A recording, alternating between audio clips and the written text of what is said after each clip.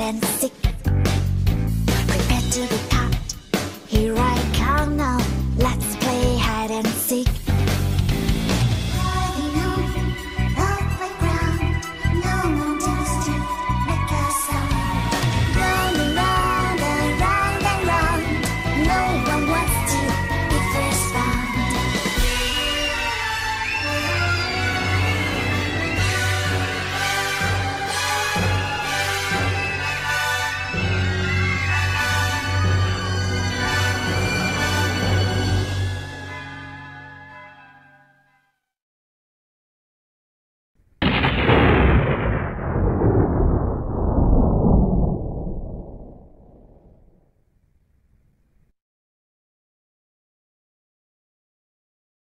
Morning, good morning, good morning, good morning.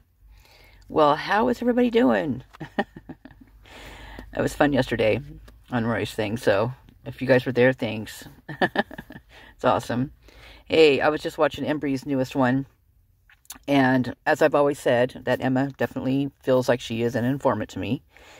And as you guys all know, I've been always diving into that one because it's just, I don't know, it makes sense. Anyway, so since he did that, he was talking about the house that was blocked out. That's up off of Walenta, which is Ridge Drive. And that right there has been blocked out for quite some time now. And it was said that it was a couple of professors that lived there. So I decided to show you guys. So right here is where Emma grew up. This little patch of land right here.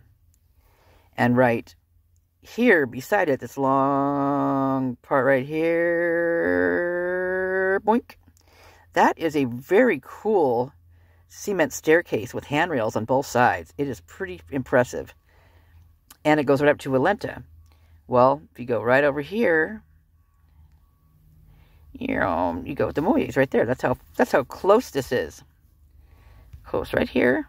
We might as well just tag that since we're here. And then you've got this one. Tag.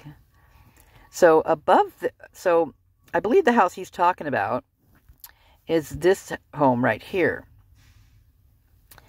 Now, that part I haven't dug into too much right now. It's the ones below it that are intriguing to me thus far, which would be this person right here, Carly Cummings. She's got two properties. One of them doesn't have an address listed on it, except for below, which is the 1407 View Street. Now, that is right here, View Street. Well, I don't know where the View Street's right here, so it's like right off the back here, in between Bailey's and the house that I think is blocked off. Okay, so, with that said, I went to see who she was. And she is a teacher at the University of Idaho. And I started mentoring students in the lab. Okay, this is really what I wanted to show you. I find it very, very, very important. Because Joe Vito also has some of these guys in his class when he got a new job at the university in January of 2023. And now he's not there anymore. He's actually moved back to Yakima, or to the Tri-Cities, where it says he's selling stuff to make a man feel strong down below. Yeah. But here, what we have here is, oddly enough, the same class that Joe was doing something in. I don't know. But she says it's a lab class. So, let me show you a little something. This dude in the orange shirt right there,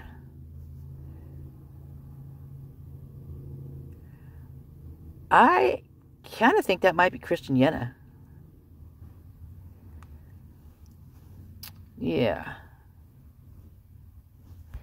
And that dude with the hands around his backpack with the gray pants on, that might be Gabriel. Now, Christian was said to be Kopacka's, one of his roommates, right? The one that was in the apartment that they needed to still get out of there, before anything started happening. So, when they finally got, the guy came to the door with his dog, which was Christian's dog. Well, it wasn't Christian. It was Gabriel. which is, I think, that other guy right next to him. Although he does look a little, looks a little younger right here in this one. This might be a younger picture. But, and he even said his name was Gabriel, but everybody else called him Christian. So I find that very strange. I mean, but he definitely called himself Gabriel, so, and he did have Christian's dog. So I find that very weird, especially the part where this is the same class that Joe allegedly taught. Okay, back to Carly. So she's been there for a while, and her mailing address is, of course, so the 875 Perimeter Drive. You'll see that a lot in like police reports and things, because that's where all the mail and all, it's like their post office, I guess, basically. Senior Director, Morrill Hall. Let's see. The research and faculty. Whoop, where'd you go? Whoa. Acknowledge. They want to know what I'm doing. The research and faculty development RFD team provides University of Idaho faculty with resources and services to enhance the competitiveness of proposals across all disciplines. Our services, I cannot talk today. I swear to God, it's so weird. Because I can feel it and it feels wrong. But I don't know why. I mean, I didn't hurt my mouth or anything. Got plenty of sleep. Maybe I need some coffee. I don't know. I haven't had any yet today. Maybe I'll drink some of this coffee I've got back here. Yeah. Okay. Maybe that's the trick. Oh, my goodness. Well, let's just take a swig of this first and see what happens. Maybe it'll happen instantaneously, but I highly doubt it. Oh, my goodness. Okay, here we go. So I like my coffee like cowboy coffee. I like it strong in a French press. And I put, since we were going to get creamer today, so there's only a little bit left, so I saved that for her. And I used vanilla ice cream. Tillamook vanilla ice cream. Oh, man, is it good. For the creamer in there. Oh, yummy. And then I always put cinnamon and hot Mexican chili powder and cayenne pepper in my coffee. And I put a little bit of orange extract in it this time. It's really good. Anyway, it's delicious. Thank you very much. That is good. Okay. Oh, I can talk better too. Look. Here, listen. I mean, not look. Blah, blah, blah. Okay. Let's see if I can get this out. Our services fall into one of three broad categories: proposal development, research development, and faculty development. So proposal development services, they provide, they identify potential funding sources, develop and strengthen proposals for projects of all disciplines, apply for prestigious scholarly awards and recognition, provide support for large, complex, multidisciplinary proposals. See research development services below. Double up. Well, she's important to them. She probably wanted that house down too.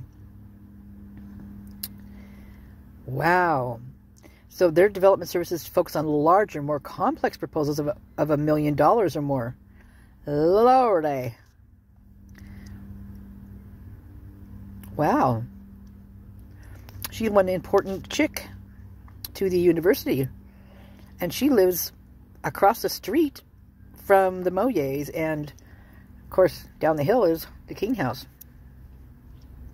Basically, this lady right here lives right on top of Emma's dad. Property-wise. Yeah. Wow, she's got a lot of... She's been around a while, too. She's been here for a long time. It's not her, but this is. But she's probably important, too. I'll have to check her out. Okay, that's Chris... Her right there. Somebody's sneezing outside. It's funny. They're sneezing loud, too.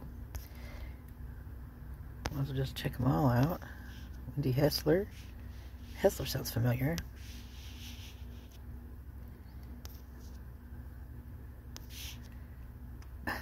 Dude's tan, man.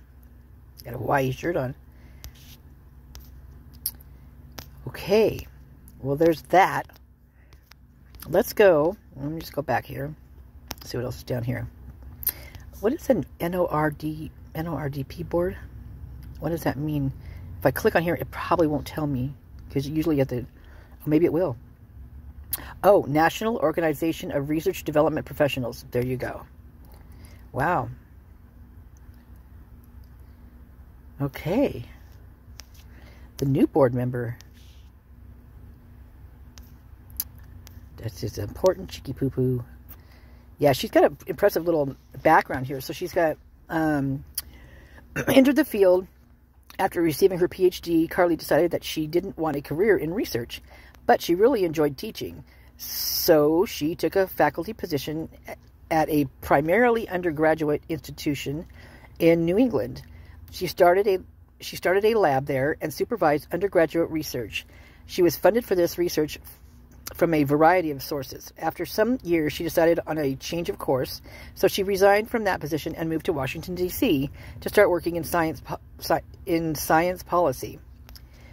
During her over 2 years in D.C., she was a Science and Technology Policy Fellow at the National Academies and worked at the American Association for Advancement of Science, AAAS, in the Research Competitiveness Program, where she coordinated peer review processes to inform science and technology investments from state agencies and other nations. Part of this work involved writing requests for proposals, soliciting proposals, managing the proposal evaluation process, and making funding recommendations. I wonder if she does stuff with the frats and sororities with fundraising too. I'm just curious. Here she gained deep knowledge of the peer review process and how federal agencies worked. Next, Carly was recruited to a dean's office at the college level at Mississippi State University. And she's been around for a mixed RA-RD role. Over 5 years later, she moved to Utah State University and founded the RD office for the College of Science, which she led for almost 2 years. From there, she went to start another RD office, this time in a central office in her current institution, the University of Idaho. She notes that she's worked in a variety of capacities, but a common thread is that she likes to start things from scratch. There you have it. Her research development. In her current role, Carly is charged with growing the research portfolio for the University of Idaho, an R2 institution with R1 aspirations. The creation of her office was part of a strategic plan, which isn't it always a strategic plan over there somewhere along the line? Which includes supporting faculty in their pursuit of extramural funding. Her office takes a 360-degree approach to meeting their mission and achieving their goals. The office provides standard proposal development services, but they also place high emphasis on faculty development. For example, she developed the Faculty Success Seminar series that ran for 3 years, with up to 16 seminars per academic year. Wow. Now she is overseeing the creation of the Library of Resources with recorded presentations and slide decks available through their webpage. Her office has a focus on early career faculty and runs the Proposal Development Academy. God dang, there's so many like those weird words all together. What you need to know before you write for a cohort of 12 faculty who have been nominated by their deans for this opportunity. The focus is not on proposal writing, but on learning about the organization structure of funding agencies and acquiring a broad range of skills required in developing competitive proposals. Her office also manages limited submissions and support leadership training for early and mid-career faculty through partnership with Atkinson Training Group. Atkinson. Well, I'm not going to read anymore. I'm getting bored. And so you guys probably are too. I'll link this in there. See if there's anything else down here. Just getting hot out here again today. It's almost going to be upper 80s. Oof. Okay. Anything good? She worked in a lot of different places. Look at all these. Look at this. Look at this. Aren't these all the license plates that Enon said there were out there? Montana, Nebraska, Nevada, Utah. Well, most of them anyway. Or half of them maybe. Interesting. Okay. Let's see. Okay, now I'm going to bring you to another little spot on that map. There's a lot of interesting ones on there, but I'm going to bring you to this one first. Okay, so I want to bring you to this one. This is Johnny K. Payne and Johnny K. and Christina Payne.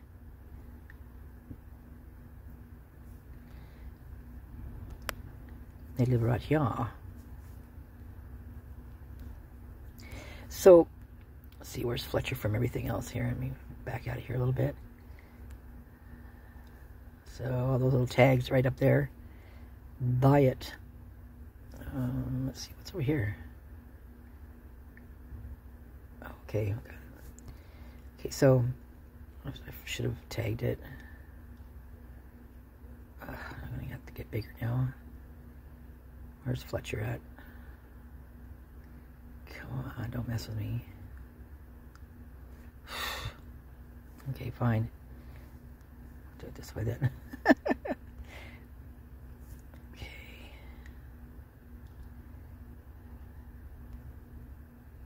Right there. Tag me. Tag. Okay. So, there's the tag, and there's where everybody else is. It's straight being, man, it's just a straight line right on up. Wow, that's crazy. So, let me show you what he does. So this is Johnny Payne right here. He kind of looks like Brett. He's a little skinnier in the face, but I mean, I don't know if they're related or not, but he's the EVS coordinator at Gritman Medical Center, Logistics Management, and Community College of the Air Force. What is EVC coordinator? Let's see here. Or is that EBS? EVC coordinator. Whoops.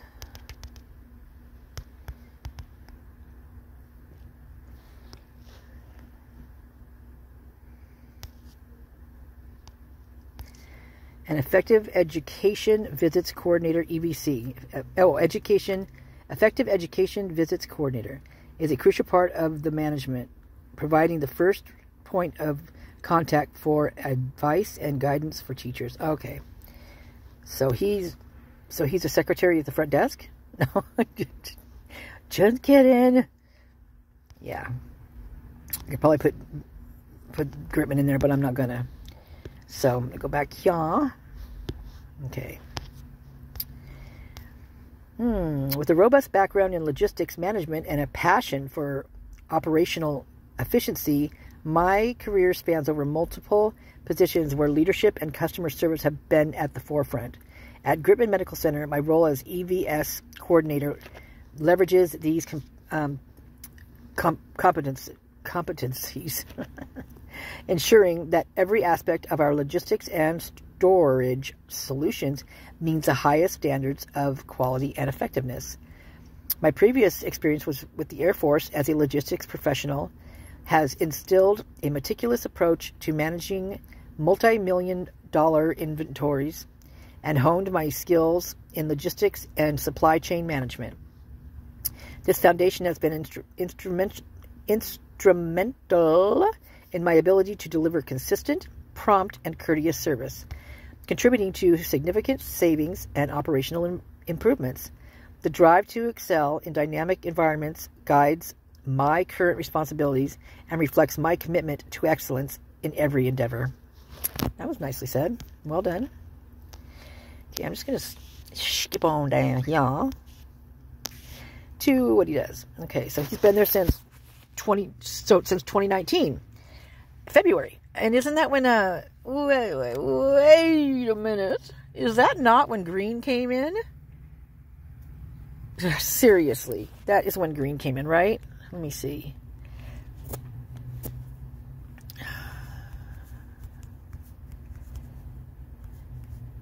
Oops.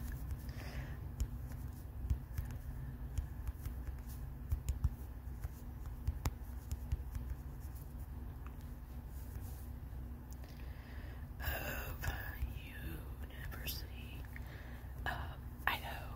Boom. July 2019. Okay. Oh, check this out, too.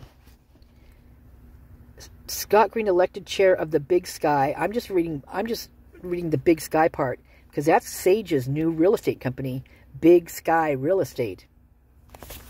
I wonder if they, I wonder if Green and Sage own those places together. The Dan Esty ones, because he sold them all. I wonder. Who wrote the Book of Green? Okay, let's see. Back. I have so many windows open that sometimes it doesn't even let me open it for like 5 minutes. Okay, where am I back? Where am I? Back. Oh, this one. Okay. And then before that, he was a cashier at Walmart. Oh, actually, he still worked there. He did that part-time, so he worked at Gritman and here. Wow, he does have some motivation. Now, a shag driver. Does that mean he drives around Scooby-Doo and Shaggy? CS Beef. April 2017 to March 2018. Now, it was said that Brett Payne has a beef locker. So now this kind of makes me curious right here, right? So, Kuna, Idaho, shag driver. Daily pre- and post-trip inspections, trailer inspections. This also makes me think of the rodeo cowboys, the rodeo clowns that live in PA. And allegedly, I think his name's Nathan, actually. And I think he's said to be the cousin of Brent. And then there's a Johnny, he goes by Johnny Rains, I believe. And they used to be bull riders. Now they're rodeo clowns, or they were. I mean, I think one of them's not even that anymore because he's too old to do that. But meanwhile, the other one bought has like a ranch, cattle ranch, and then he delivers cattle across the states on trailers, trucks and trailers them in. And I just find that interesting because that makes me wonder. Because there's a little story behind that, because one of their good friends is named Adam, and Adam actually sells Range Rovers and ships them all over. He sells them like through Facebook and stuff, and ships them to all sorts of places, and then he rides along with these guys whenever they go take cattle or do something, have a trip or whatever, and he'll just trailer the vehicle on there with them and to wherever they're going. I mean, if they're going to that vicinity or whatever. So, was kind of thinking, well, maybe what if that was the Adam that Keeley got the Range Rover from? I don't know, but maybe. And his name is Adam, and his wife actually went to ASU, and that weekend was the ASU game against Wazoo. Kind of weird, huh? Kind of weird. And she drives a white Elantra. Did I mention that? Yeah, she drives a white Elantra. Yeah. Okay. Back to the grind. Truck driver, May Trucking. Delivered various cargo to 11 western states. 2016 to 2017. Supply technician for Ada County paramedics. That's odd change in venue there, don't you think? 2014 to 2016. Boise. Well, okay. Delivered medical supplies to 19 fire stations to include Boise, Star, Eagle, and Kuna fire departments. Delivered supplies to 4 Ada County paramedic supply stations weekly. Responsible for ordering all medical supplies, vehicle parts, and office supplies. Wow. Warehouse manager, AMX International, 2010 to 2013. Ordering, kitting all internal computer parts to deliver to production for assembly, stocking parts and merchandise, daily inventories, shelf life program, fulfilling requests from production and retail sales for materials, drove forklift. Guy gets it on there. United States Air Force, 20 years. Warehouse supply manager to July 01 to September 06. Spokane, Washington. Directed and trained personnel on proper storage, computerized inventory, issue and disposition techniques, inventory control, requisition, storage, and issue of airplane parts. Oh. Airplane and computers. Operation and maintenance instructor, taught 250 plus base personnel on 5 and 10-ton gas and diesel tractors, 25 to 40-foot box van and flatbed trailers. Ooh. Wow, this guy is looking more and more like he could be driving that. He could be the, Anyway, diesel and electric forklifts and pallet jacks. Base IMPAC card and kit chief. Purchased uniforms, airplane parts, and aircraft kits valued more than $100,000. A weapons courier. A weapons courier. August 92 to June 01. Mountain Home Air Force Base in Idaho. In Mountain, Idaho. Classified cargo carrier, 5 and 10-ton tractor trailer trainer. 4K to 13K forklift trainer. Government impact card holder. 1-year remote OSAN AB Korea. I don't know what that means, but I might have to look it up.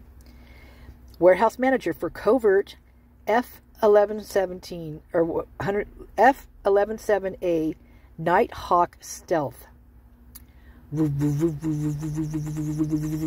Except for it's really quiet. It's more like you barely can hear these things. January to 88 to August 92. Las Vegas, Nevada. Wow. Classified cargo carrier, warehouse manager, inventory, SBSS computer ordering and parts training or tracking, managed nitrogen and oxygen cylinders, warehouse, nitrogen and oxygen cylinder warehouse. Ooh. Desert Storm, Desert Shield. I wonder if they're related to EcoShield. Probably not. Logistics apprentice from 86 to 88. Grand Forks, North Dakota. God, he was gone just bopping here and there. Learned warehouse principles, storage and issue, receiving, pickup and delivery, document control, and file maintenance. Maintenance. Education. We've got Community College of the Air Force. Yeah, I don't know where that's at. Doesn't say on here. Sage Truck Driving School, Caldwell, Idaho. Sage. It would have to have a Sage name in there, wouldn't it? Right? That's just weird. In Caldwell, huh? It's not too far away. Wow. He be driving, and he drives tank trucks. Hazardous material endorsement. Double end, triples, combination wheels, doubles and triples. Nice. Actually, there was a couple of days after the murders, there was a truck and trailer that was blocking the road for a couple days, they said. That made me think of this one. I don't know, it's kind of weird. Doubles, triples, tankers, hazmat.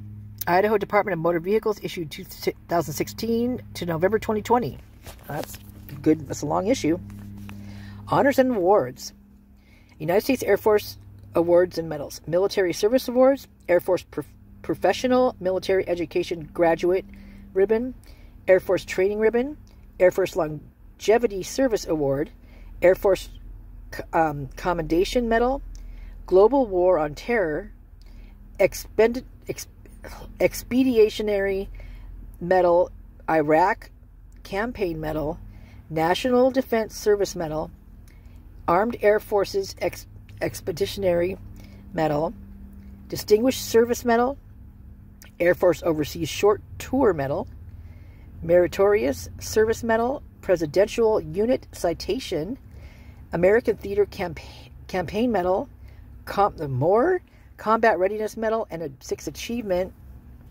Where'd it go? 6 Achievement Medals. Good Conduct Medal. Joint Service Achievement Medal. And the Airman's Medal. Dang.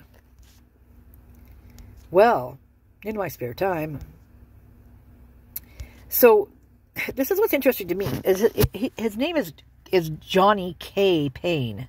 So, is this what they're saying is Kyle? Because Kyle is actually, well, maybe it's not actually Kyle, because actually Kyle's listed right up there, living in a house right up there, right around where this guy is.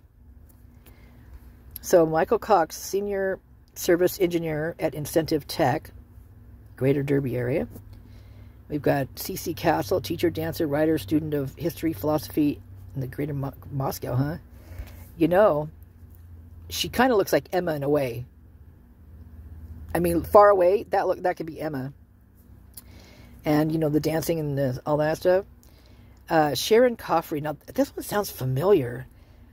Program director at Heologics. Heologics, huh?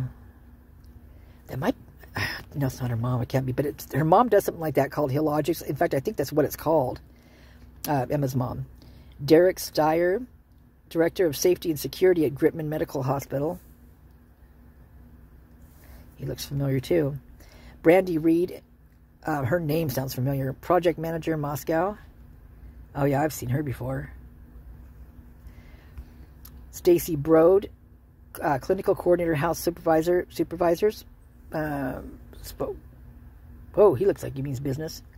Spokane Coeur d'Alene. Natalie Williams, Business Development and Account Management at Global Learning, San Diego. She's cute. Peter Royce, LBMTM with Epicor, also freelance photographer and filmmaker. Are you now? Yep, I've seen him before too. Steve Jordan, Service Manager at DCS Environmental Engineering, United Kingdom.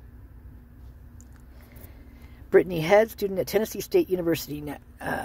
There you go. You got Nashville, Tennessee.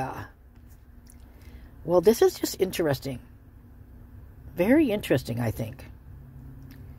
And then you got all these other guys. So you've got Johnny Payne in South Carolina, and another one in North Carolina, one in Sterling, Alaska. Ooh, he's got a Six Sigma black belt. Johnny Payne in VA. Johnny Payne in Greater Chattanooga. All right. Well, that's it for today. I'm gonna do more houses around there because there's some freaking interesting people around there, especially the house that's blocked out. That was very interesting. Okay. Love you guys. Have a great day. I've got a bunch of stuff to do. I'm going to be doing a show tomorrow with my I'm going to be sitting in for a place where I have some of my stuff on commission that I make, my jewelry and just all my artwork and stuff.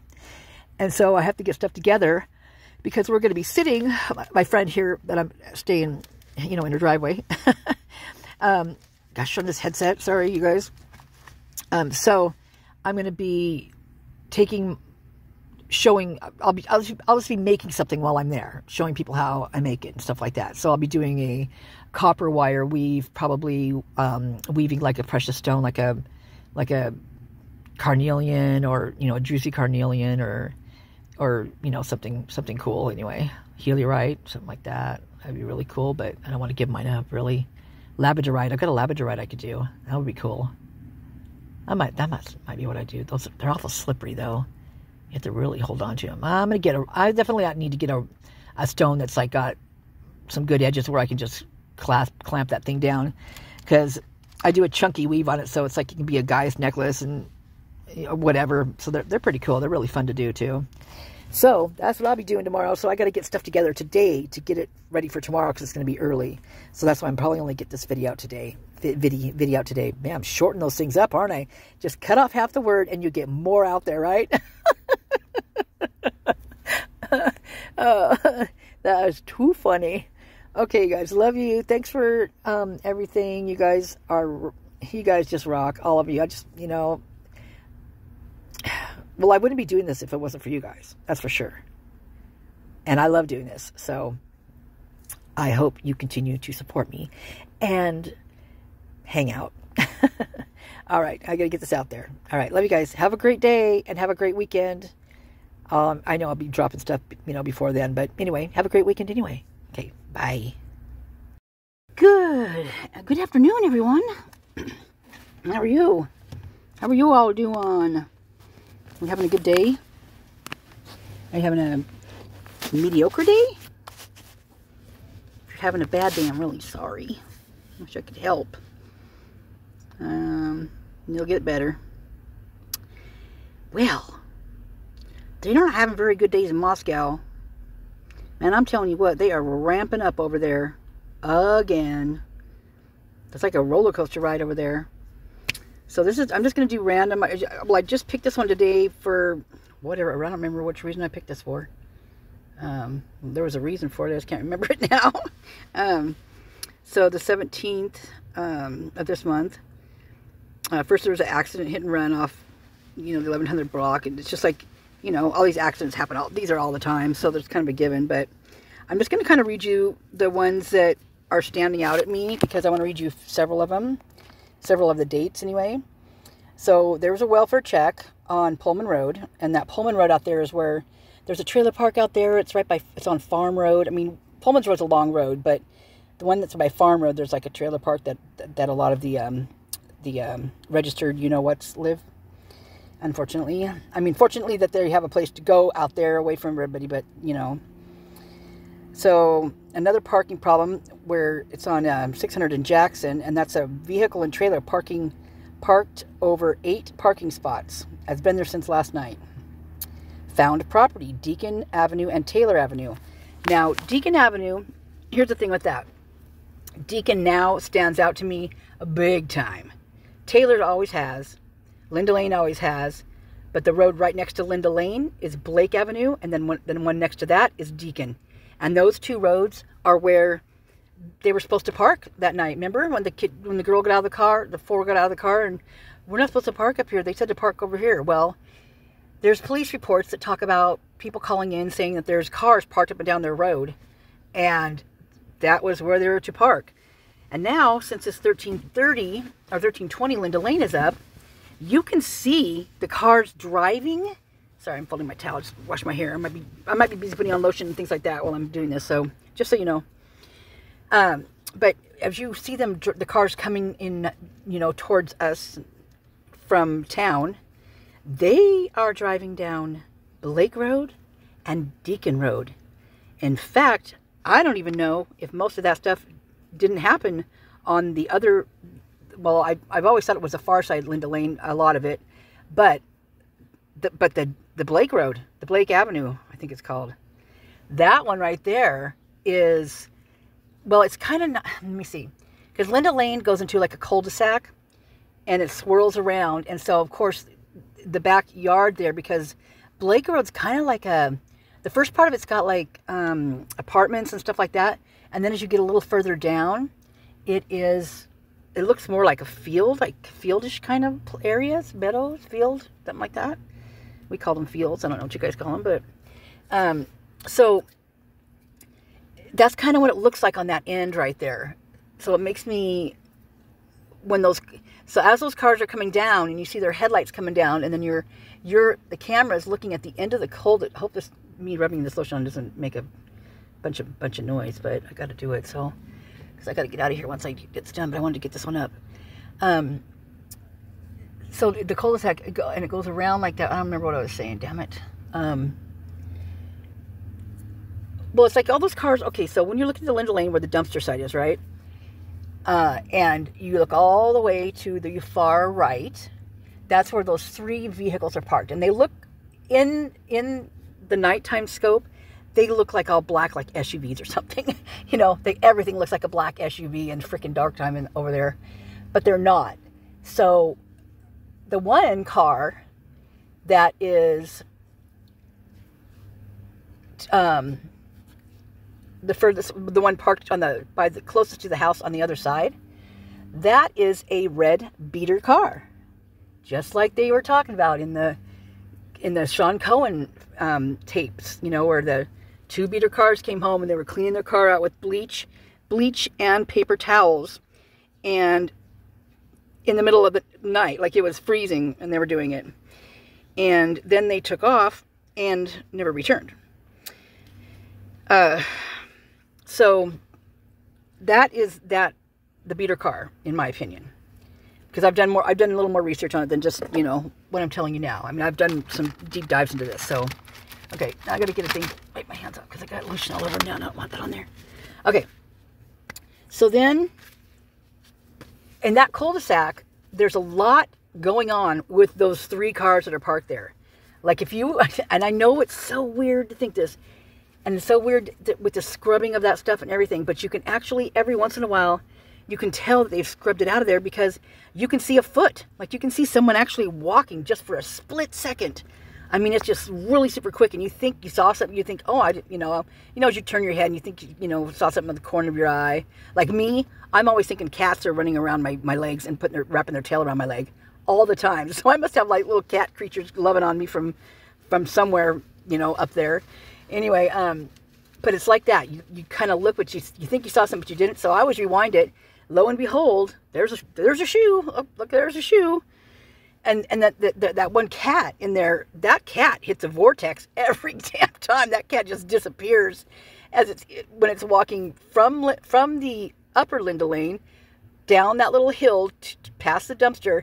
Well, before it gets to the steps, and like right where those 2 vehicles are up in the upper left-hand corner by the upper Lindow Lane, right there in that little section, that's a vortex. The cat disappears and it comes out on the other side. Same way with it going the other way. It's just gone. So there's some kind of shield that they've put over that. That is so bizarre to me too, that they've actually shielded that with maybe an invisible cloak. They could do that. They could hang it. They could put it on, on rollers. They could do, whatever. However, I mean, they could hang it all sorts of different ways. But that's what it feels like, is an invisible cloak. Because I can't. First time I saw it, I was like, where did that cat just go? Because I turned my head and looked at something else, and just quick. It's that quick. Like, no way. So I went back. I actually did my slow motion on the little thing on the bottom, the line, and made it go fast and slow, fast and slow. And that's a good way to do it, actually, because you see a lot in the, you see more doing that sometimes than you do with the slow motion. Slow motion is good for catching expressions and things like that. But so I did that, and lo and behold, that cat just disappears. Just disappears. There's a couple critters that come running over from that house over there. But that house, the lights are on, and there's a lot of, you can see the motions up and down there. You can see people walking down Lindow Lane Avenue. You can see, it looks like there's a bunch of people. It is so weird. I mean, because you can see, there's all of a sudden, you see all these little black specks in the road. And it's all kind of mirage-y looking and pebble-like. I don't even know how to explain it, but it's weird. It's weird. And your best, I don't know. You guys just have to look at it. But that's that's the 2 and the 3 o'clock one with the 1320 Lindow Lane. But anyway, so now Blake and Deacon are just on my list. So I have been doing looking to see like who lives over there and what just who's who, because I mean, what if it was a house on say Blake Street, and it was one of the frat brothers or something like that, or just somebody else that's got a really bad record or something. You never know. So anyway, I'm going to be showing you, or eventually showing you some of that. But anyway, I'm way off on a tangent with this police report, right? So I am going to, I was just going to say to you, crap. Oh man, when I do that, I just like it tremendously, immensely. Oh well, I'll think about it. Okay, so we've got where was I at on here? How was I even on this one? I don't even know anymore. Just blah, blah, blah, blah, blah. Ashbury White. Why do I was talking about Deacon? Oh, Deacon and Taylor. Duh. So found property. Bike has been here for the past week and a half to 2 weeks. So they used bikes, I believe, in that with the Idaho4. I believe that they did. I mean, there was before and after that happened, people were finding bikes. They were having bikes stolen right in that area and then finding them placed in certain spots. And a couple of them was a couple different times that they found it. And it was just weird. So I think they're stationing them in certain spots to get away quicker. So let's see. Civil calls. So this is Ashbury Street. So advised his ex-girlfriend took his vehicle to North Carolina over a year ago without his permission. Was told to call MPD by ISP and would like to file his vehicle as stolen. Yeah. Says he is the only person on the registration, so that the vehicle belongs to him. Yeah, I mean, you better do something, because if that, gets in records, anything, I mean, that was not going to be good. Or, yeah. So, let's see. Oh, then we got White Avenue, of course. Always White Avenue. I do believe that there's someone on White Avenue that is affiliated with the Idaho4 murders. I really do. Hands down. I really, really, really, really do. So, let's see. Has been harassed by a new neighbor. Neighbor has been knocking on RP's door and ringing the doorbell even though RP asked her not to. Says she always causes issues with the other neighbors as well. Wow. Well, great. Now we have another wacko on White Avenue. Jeez. Let's see. Threatening block of East D Street. Let's see. RP's sister called and said that she's going to come over to RP's house and cause problems. Wow, I wonder if it's this chick on White Avenue. Because people are getting mad at her over there. She's got to go somewhere else. Well, there's a disabled vehicle blocking the lane there. Let's see. A trespassing complaint off Main Street. This is a patron that is refusing to leave after being asked multiple times. Okay, time to go. Bye-bye. Trespassing on Main. Man has been trespassed. Also, the man that was trespassed is back. He's back again. Wow. Other law enforcement. Victims' wheels were recovered and needs to be released. Well, someone found their wheels. Yay. So, agency assist. That's the cop shop is 150 block of Southview, so I'm not sure what 100 is. It might be like up by the Grove. Grove is up there too, but I'm not sure exactly the address. We'll probably see it somewhere in this police report a little bit later down the road. Oh, there's a vehicle is swerving into oncoming traffic. Uh-oh, not good. That's up there on East D Street up here where they just had something up there, right? Yep, that's a threatening one off East D Street. That's the sister. Oh, maybe the sister. Oh, I wonder if she's hammered. That's crazy. All right. Found property. More found property. They don't tell the address. Property booked in for safekeeping. This one's weird, you guys. Agency assistance. 1600 block of East Shattuck Lane in Coeur d'Alene, Idaho. Responding officer is Lawrence Mowry. He's the one that did the same thing that Cy does. That's this guy right here. What the hell is he doing in Coeur d'Alene from Moscow? That's what I want to know. Yeah, very interesting. Communication problem. Oh, another abandoned 911 call. Oh, a suicidal person on Creekside Lane. There's apartments over there. Lana was over there. She's mentioned a couple cops lived over there or something. There was an ongoing conversation with the male. He would like him checked in.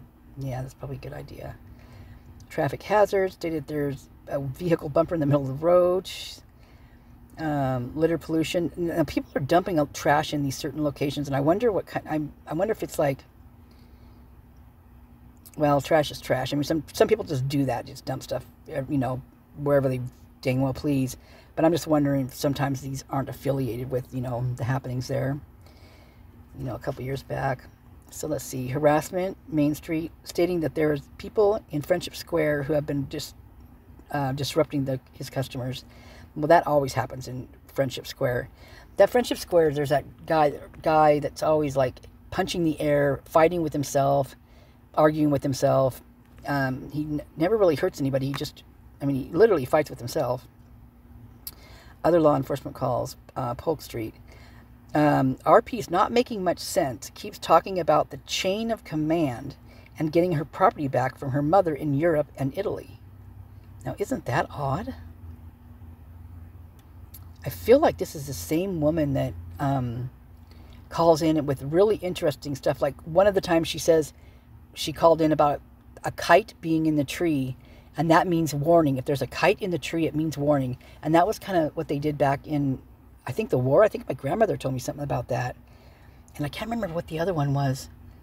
But it was something along those lines. It was really interesting. But that's civil calls, Adam Street. Order terminating a no contact order. Oh, that's... Oh, wait. Order terminating a no contact order needs picked up and served. Oh, wow. Undoing it, huh? Requesting a VIN inspection for 3 vehicles. More property found on Sand Road. That's wild. More found. That's just a 3rd one today. On this day, anyway. Wow. Suspicious person, Latham Street. Lots of those over there. Breathing problems. 500 block of Indian Hills Drive. Now, this person calls in every day, sometimes twice a day, sometimes 5 times a day. This one's law, fire, and EMS responded, one transported. Oh, wow. Found persons, Almond Street. Good. They've been looking for that guy. Disabled vehicle, another one. Suspicious person off Nez Pierce Drive. That's a Sigma Chi. Okay, so what day was this one? This was the 17th, I think, right? Yeah. Let me get this. Let's see what happened the day before that. And then we'll go the day after. See what happened. Okay, noise complaint right off the bat. 500 Indian Hills Drive. So that's that person. I mean, there's always. I mean, there's a lot of people that live up there because there's apartments, there's condos, I think, things like that. So they're all rented out, right? So there's a lot of people in that 500 block of Indian Hills Drive. So it states there was someone banging on the wall of the building with something. Doesn't know what they are using, and cannot see the person. Jeez. Unsecured premises. So I'm going to go check that out. Citizen dispute, again on White Avenue. Another citizen, both have male dogs, and they do not get along. Yep. Yeah, see, I think that this is maybe where the pit bulls are. White Avenue. Suspicious person, 100 block of East 2nd Street. Reporting a male for suspicious behavior. Report them, man. Noxious weeds growing in the... Yeah, don't want to kill the cows or the horses. Civil calls. Reporting there has been cars driving around and harassing. Reporting that they have been shining lights and stalking the area. RP believes she knows who it is. Officer contacted, no report. Dang. See, this is the thing, you guys. The stalking and all this kind of stuff. This has been ongoing. This is Moscow. So for them, like they need to catch these people. They need to get, because these people are ongoing, and it's going to happen again and again and again. Convulsions or seizures. 1900 block of Concord Avenue. Law, fire, EMS responded, no report. So in that book I was telling you guys about yesterday on that live called Among the Bros. Among the Bros. It's a fraternity book about their little rug ring, and there's even a death involved in it, and it's a true story. True story. And what he was telling, what he wrote in that book is that those Xanax bars, Xanax period is so highly addictive that you just it's just instantly. And one of the things that happens when you are coming down from it, or you don't have it or whatever, or obviously take too much, is convulsions and seizures. And they're saying because they called it a sidecar, and a sidecar is just a little, let's say a side dish, which you put with another meal or entree in order to enhance it, or it's just something to that complements it or whatever. That's basically what they're saying about the bars. Is they have them with everything. Like they'll have it with a little bit of C, they'll have it with some M, they'll have it with some Q, ludes, with Mary Jane, whatever. That's called a sidecar. That's what they call it. And that it's just, and this is what happens, is they say they have convulsions and seizures. And it's because your heart slows, he said, because your heart slows down so much, you almost go into, well, depending on what you're doing, I would think. I mean, one part is trying to amp up and the other part is trying to slow it down. Yeah, that can't be good. I mean, your body's just in conflict. It doesn't know what to do, right? Yeah, so there's that. Seizure, Concord. More found property. Dang, what the heck? Wow, that's wild. I mean, this is a lot of found properties all in one couple reports. Theft. Oh, 2 mowers have been stolen. Unsure of when theft occurred. One, they found, Whitman County Sheriff's Office found it, but the other one they didn't yet, so look for it. Oh boy, VIN number, okay, inspection. Oh my gosh, I was talking about this yesterday on the live. 1000 block of Alturas Drive. Needing a VIN inspection on a Dodge Challenger. Oh, I said Charger, didn't I? Well, I don't know if it's a Charger or a Challenger. That's also in the book Among the Bros. They said they could identify, they ended up being learning how to identify the guys that, you know, the CIs, because they'd wear pink shorts, or the informants, or CIs, I can't remember which one, or undercovers. Don't remember, one or the other. Anyway, they would wear pink shorts, and they would drive a Charger or a Challenger, whatever, I can't remember that part, but it's one of those two, put it that way. Civil calls, Adams Street. Oh, that's another protection order. Parking problem. Parked the wrong way. Parking problem. Broken down vehicle. Has been on the street for over 5 months. Since when can people afford to have a disposable car? I mean, that's nuts. And they're everywhere. 400 block of Moser Street.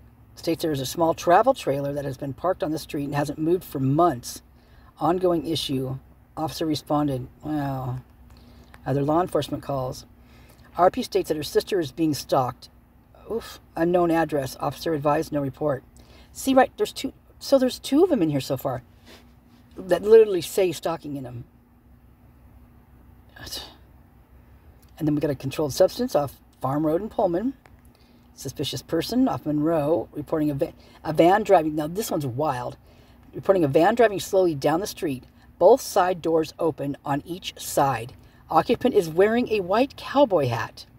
RP says van stopped at this intersection, parked on the corner, and pointed north. Okay, so you know the little Stingray, little machine thingamajigger that, you know, I guess what it's called, that it mimics a cell phone tower so that it'll block your signal from going to an actual cell phone tower, and it'll go to this Stingray, which blocks it so they can get all your information. And you typically they say that you can't even call 911. So they're saying that could be possibly what happened that night with Kelley trying to make those phone calls and nobody not being able to get through because of the parallel construction with the poles where they have those cameras on them in like a triangle shape to where they can, you know, tag each other. They parallel construction. Well, those are Stingrays. And so this is interesting because one of the things that they do is they can do it mobile wise, where they put one in a van. And this one is literally not even trying to hide itself. It's driving down the road with both doors open and there's a cowboy inside. Come on. That is nuts. That has got to be the title. That is just crazy. I mean, the thumbnail. That's just weird. Dang. Another substance problems control, marijuana. More Indian Hills, suspicious 500 block. RP is not home. RP says someone is in her porch waiting for her to come home. Unknown suspects. RP says she imagines there's a lot of them. Unknown weapons. Unknown if they came in on foot or in vehicle. Now, I don't know if this person is getting dementia.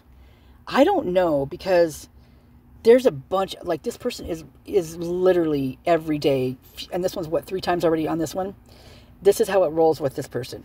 And it's a female. That's sad. Alcohol offense off Main Street. Report taken. Simple battery. Nothing simple about that crap. Officer Chris, report taken. Okay, so now this is 16th. Let's go to 18th and see what's on here. Whew, it's hot. Suspicious person right from the get-go.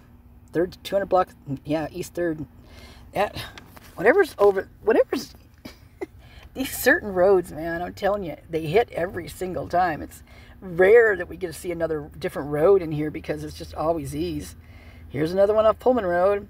Male has been asked to leave the property and stop loitering, but he will not leave. There's that one again. I wonder if that's the same one.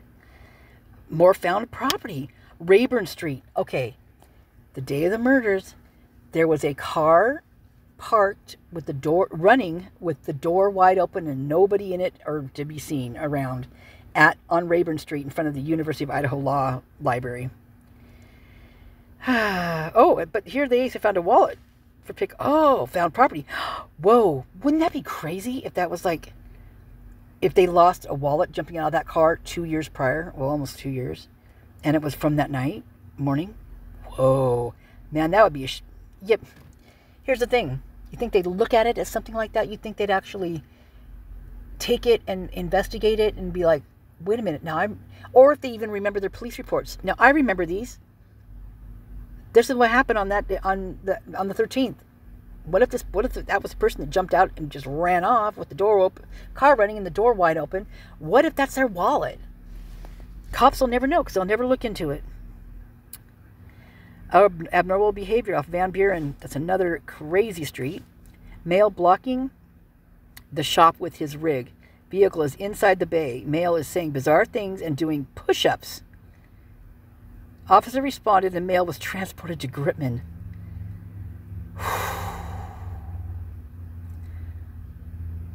Okay, this reminds me of a show I just saw. And it was out of Idaho. It was one of those cop shows, and it was his brother, this guy's brother, that they had to go visit at this apartment complex as he was yelling and saying weird things. His brother is a cop, and this guy was in the service in the Navy. He was a Navy SEAL, I think it was Navy SEAL. But this guy was buff. I mean, this guy was built to the hilt. And he was doing that. He would get down and start doing these push-ups and doing, And I don't know if it was steroids. They actually asked him, and it was steroids with M is what he was doing. Yikes. Disorderly conduct at La Quinta. Customer threatened staff. Was waving his hands around at front desk. Officer responded, no report. Jeez. I mean, all my days and all my life, I've never seen... You can take half of one of these police reports, and that's what I've probably seen all my life. I mean, I guess I got lucky, right? But I mean, this stuff just doesn't come up around wherever I've been anyway that I know of. Maybe I just didn't look into it. We got an abandoned vehicle. Maniki. So they were going to get parts, huh? RP is a manager of the establishment and said that the vehicle has been there for almost a year. God, shit. You guys... First of all, why does it take them that long to get it out of there? A year? I'm always kind of curious what these particular vehicles look like. I mean, if they're total freaking beaters or if, maybe it's a somewhat nice car, maybe. I don't know, but it just always makes me wonder. Okay, customer threatened staff. Okay, got that one. Okay. Fraud, Almond Street. Complaint of possible ID theft. Well, welfare check off Steiner, like a welfare check on a tenant whom he has not heard from. Palouse River Drive. Someone tore down the real estate sign in the area near the Eddington Estates. Says the sign is big and heavy, so it had to be deliberate. Gritman Hospital animal problem. There's a parked car with a dog inside. There was a report of that the day of the murders, too. Actually, it was the day after, I think. Was it the day after? Well, either the day thereof or the one day after. Okay, we've got a Blaine Street, VIN check,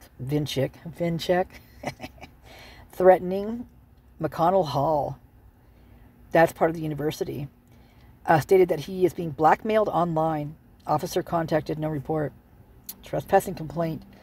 Co-op, food co-op. There's a guy that goes there and drinks. Yep, it's the same guy. He goes there and takes down a beer off the shelf and drinks it, and then he doesn't pay for it. Here's Friendship Square again. Here's this guy stating that there's a male asking people for money and was following children around. Ugh, God. Suspicious person, Hawthorne Drive, reporting a suspicious male that was walking around the apartment complex. Trespassing at Walmart. The officers come and trespass 2 people from the store. Please. Safety hazard on Paradise Path. Reporting subjects driving an ATV on the trail headed towards Moscow, last seen about 4 minutes ago. Wanted person, Old Pullman Road. Person with warrant that assaulted RP last week is headed to Moscow, last seen a few minutes ago. On the road, boys. Go get him. Structure fire. Law EMS responded. No report. No report. Okay, I'm going to go look for one in particular one I wanted to read you guys. So I'm going to go try to find it real quick. Be right back. Well, this is the 19th, and there's a weapons offense on Monroe Street. A third-party report of a male with a small gun yelling at people coming from a East Side Park to get out of this town. Officer responded, no report. Get out of this town. This town's not big enough for the 2 of us. Jeez. Oh, here's one. East City Park. Oh. So this is the East City Park that the guy is at right here, right? So, okay. So this guy beat him up. RP states a male beat him up. Denied medical. Officer in EMS responded. Male arrested. Report taken. So it must be the guy with the gun. Okay. Like they need, to blame it on Brian when they got plenty of this in their own town. Lordy. Okay, hold on. That's not the one I was looking for, but give me a sec. So there's a substance problem stating that he thinks people are smoking weed at this address. There's a suspicious person, Rayburn Street, where the library was, in the Paradise Creek, reporting some males were reported to be harassing people. Also said saw 2 of them in the construction area on campus. A suspicious person at Mingle's Bar. Male in the alley sitting in a recliner, possibly touching himself. Male made the RP very uncomfortable. That is gross. Someone stole her phone. That's a phone. Alcohol offense. Male and female screaming at each other for the last 15 minutes. Report taken. Another animal bites. Lots of animal bites off White Avenue. That's why the dogs are attacking and they bit her. Male dogs don't like each other. Here's again this Friendship Square. Bike was stolen. Traffic violation. Driving fast. Look, Dan's got a road after him. Estes Road. Vehicle going 90 miles and almost crashed out and almost made the RP crash. Dang.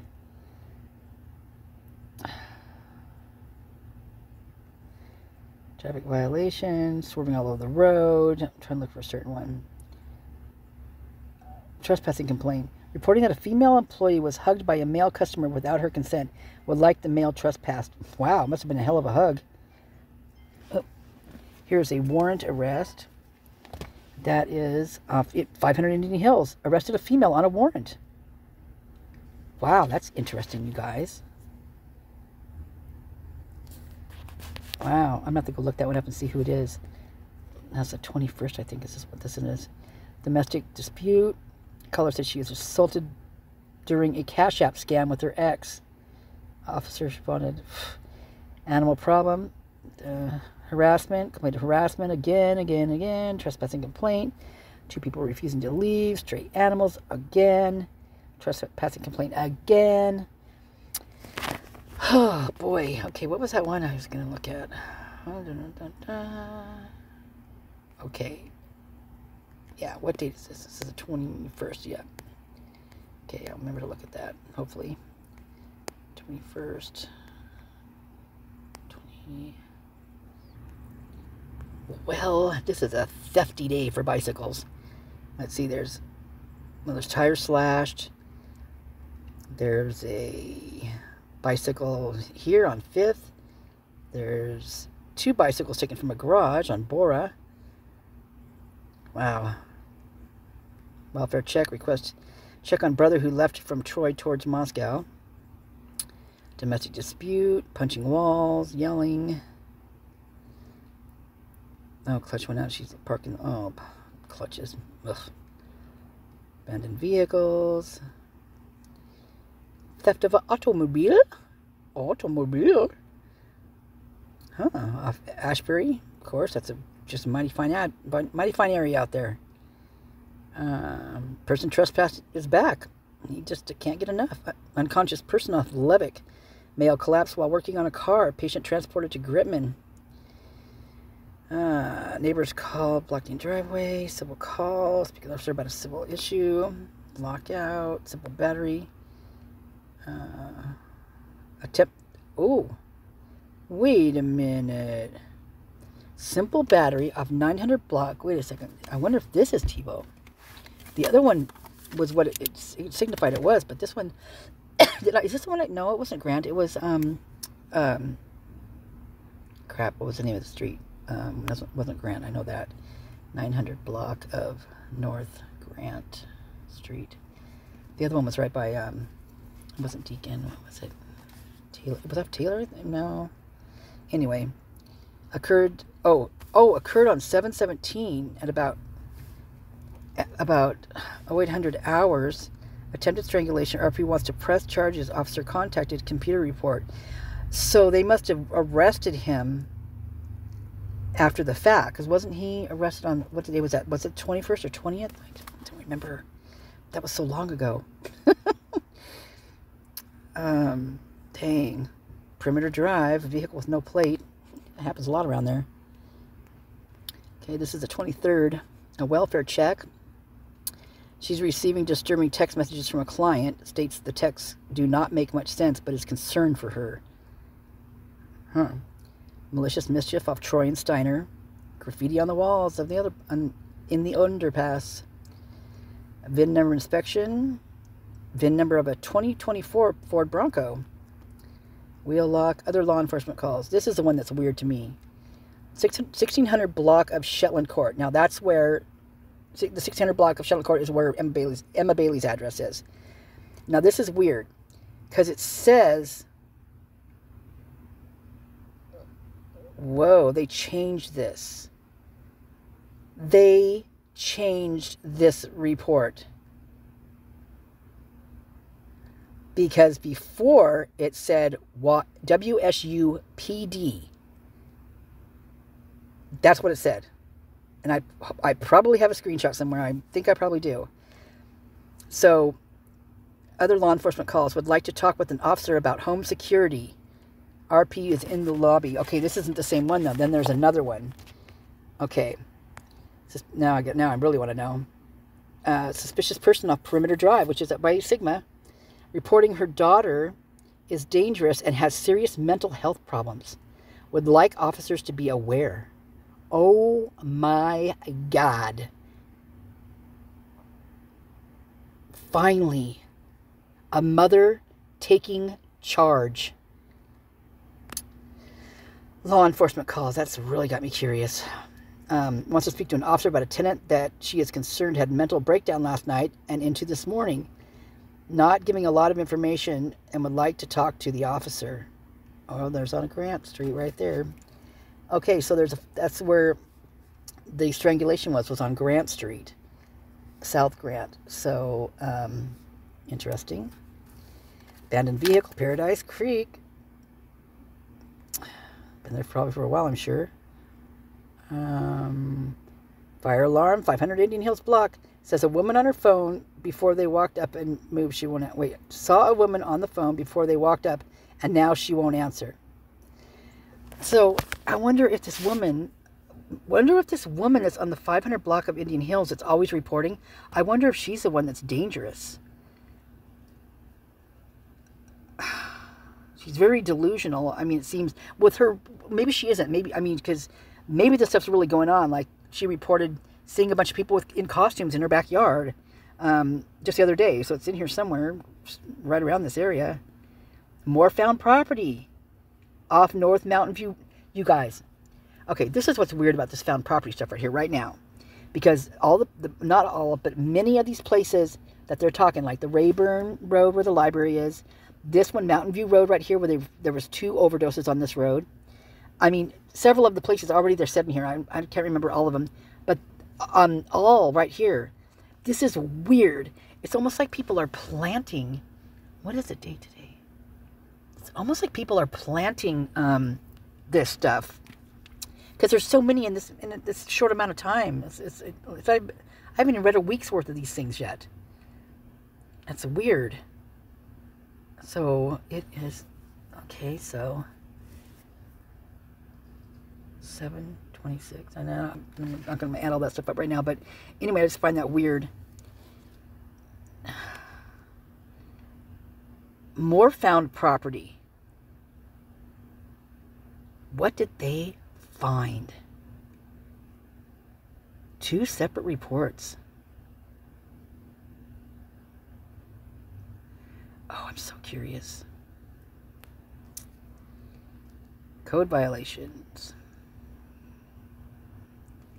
Suspicious person. Concern for 2 children. Oh, God.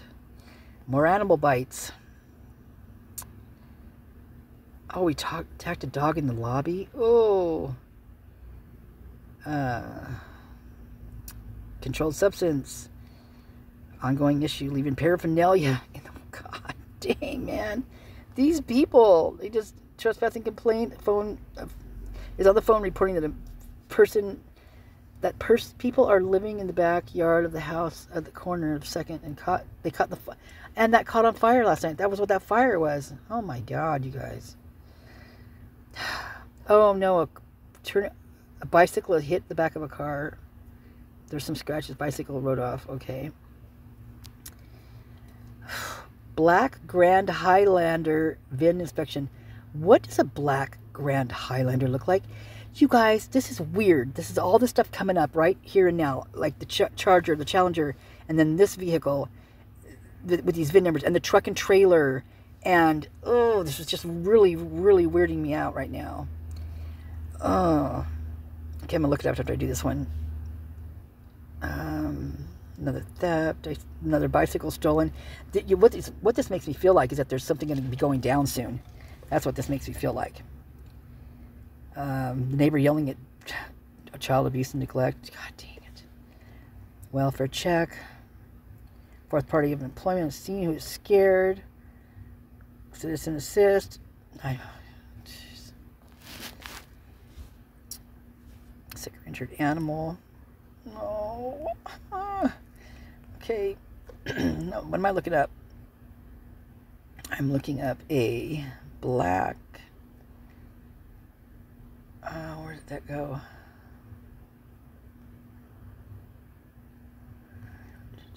How far is it? Oh, Black Grand Highlander. Okay, hold on. Oh my God, you guys. This looks like what Enon would have been talking about. Wow. Okay. This is just too weird. This particular week, may have to go back the next 2 years back, even further than that, and see what happened on this particular week, on all these days that I just read here. It seems weird. Yeah, look at this baby. Wow. Here we go. Let's look at this video. I have a supersized review for you guys. Hey guys, welcome to Chris Max. In this review, I have this 2024 Toyota Grand Highlander Platinum, sliding between the regular Highlander and the Sequoia. It's perfectly in the middle. I want to see the inside. On the outside of the 2024 Toyota Grand Highlander Platinum, this is your key fob right here. You do have lock, unlock, as well as a trunk release and a pen button with the Toyota logo right there inscripted on the bottom of the key fob. But as equipped, this vehicle is about $56,000. It is dressed in a midnight black exterior with a light gray interior.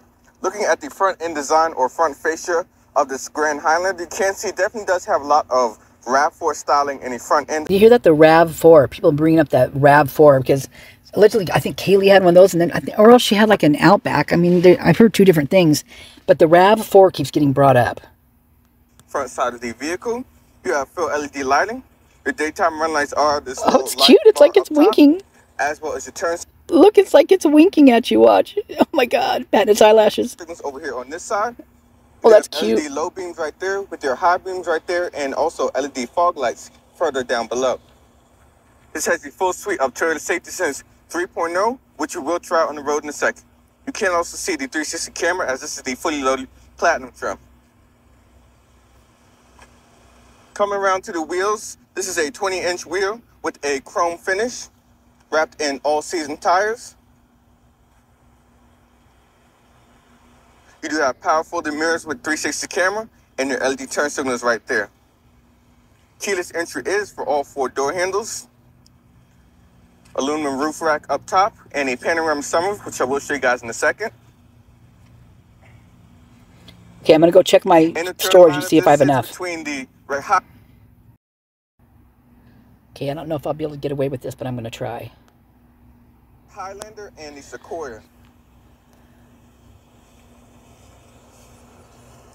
Coming around to the rear of the Grand Highlander, you can also see a little bit more of this RAV4 styling, specifically with the tail lights. They are full LED, so your LED reverse lights are right here, with your LED turn signals and brake lights, and your running light up top. I do like that Grand Highlander is kind of hidden right here in plain sight. It's actually the same color as the exterior of this vehicle. It looks so nice. So you have your all-wheel drive badging over here on this side, and the Platinum badging over here. Let's check out trunk space. Tailgate is powered, of course. Now looking behind the third row, you'll find 21 cubic feet of space.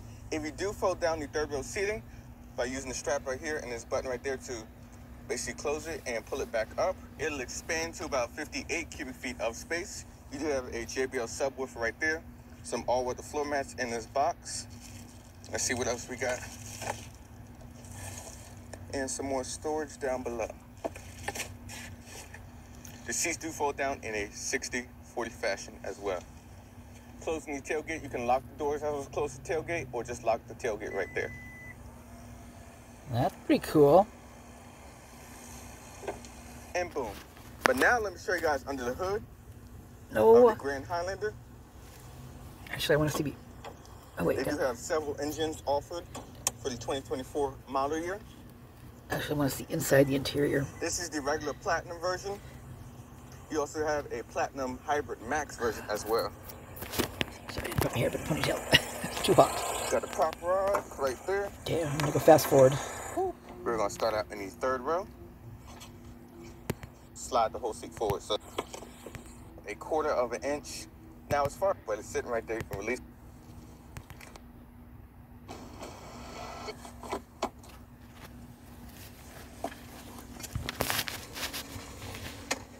See adjust for my frame. Any of headroom is about 2, maybe 2.5 inches of headroom is plenty. You also do have LED illumination up top with some air vents, manual sunshades as well. I need one of those. Automatic windows back here. You have a little bit of stitching right there. Go back here, outlet, and adjustable. And you can see you do have your power seat controls with a 2-way lumbar support, back and bottom support. With 2-person memory, all windows are automatic. Power folding mirror functions are right there. Got a little bit of this faux wood trim, which looks so nice. Automatic high beams are right here, which are definitely very family friendly. But looking in front of you, you have this 3-spoke steering wheel, which, as I stated before, is heated with that button over here on this side. You have paddles behind the wheel to control the 8-speed automatic. Use the various different functions right here. Looks very familiar. But this is basically how I have it. Assist is over here on this side of the steering wheel. We will try out the Toyota Safety Sense 3.0. But you got your volume control, telematics, and as well as lane assist. The center console of the Grand Highlander, you can see the sound system. Ain't got a really bad habit if it moves On level with offerings from Bose. But look a little bit more at the infotainment. Hit to go back to your main page. You got quicker than embedded now, phone connectivities, which I show you. You have your various different lock and stuff. If you're really a audiophile, color is gonna be like a light blue, nice at nighttime. Though I do wish you had multicolor, but small gray, built-in apps, and so you do have 3-stage heated and cooled front seats, dual zone climate control for both sides. You can sync it as well. Your fan speed in the middle, window defrost, and other utility infotainment. And you do also have another USB support just for charging, and a 360 camera button right there. So I'll show you guys that. When you do put it on, it'll give you a sweep You know what? I'm going to do the owner a favor of this second once we get down to the gear. This thing has plenty of storage inside. Look at the cup holders right here. It's huge. Big storage compartment right here. Really goes down deep. But this is your gear shifter right here. Push back one for reverse front view camera and put it on automatically when you up speeds. You have a pocket brake right there with a auto hold function. Auto start stop defeat, different modes between a mud, sand, and a rock dirt, and then normal. I push down for normal, so it's like a normal cluster. Speaking of drive modes, you have a eco mode over here on this side. Get a better angle for you guys. Boom, look at that. Like, my hand is just down there. You also do have a little tray right here as well. Holy crap. And a little coin holder back here. Shit. Looking up top, you do have a sunglass holder with LED illumination. This is your shade right here to the sunroof open, or you can slide it open and close it back right there. You can also change the various different views and configure all that right there. So right now we're at the 4 Toyota Grand Highlander Platinum. That sucker's nice. Let's go ahead and talk about visibility out the front, rear, and sides. It's very good. I can see over the hood, as well as out the side mirrors, and even out the back. And also one more thing too.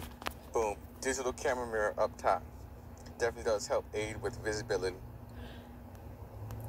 Well, I'm going to definitely link this in the description because I want to see more of this. But this to me looks like this. Hold on just a second. Does that vehicle look like this one?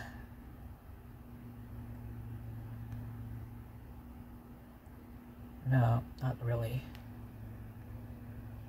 Should be easy to find out what this one is, though. Well, kind of. It's got the wood-type graining stuff on there.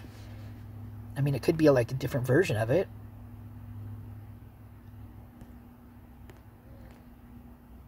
Yep. Okay.